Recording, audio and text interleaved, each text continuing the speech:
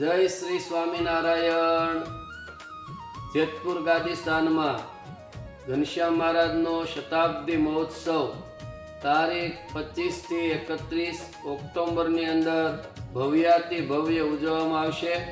આ મહોત્સવમાં પરમ પૂજ્ય ધર્મધુરંદર 1008 આચાર્ય પ્રવર રાકેશ પ્રસાદજી મહારાજના આશીર્વાદ એવं પરમ પૂજ્ય સદગુરુ નીલકંઠ ચરણદાસજી સ્વામી એમની પ્રેરણા તથા વક્તા પદે તથા પરમ પૂજ્ય સદગુરુ નિત્યસ્વરૂપદાસજી સ્વામી એમના વક્તા પદે સુંદર મજાની ભગવાન સ્વામિનારાયણના ચરિત્રોની કથા એનો અલભ્ય લાભ આપવામાં આવશે।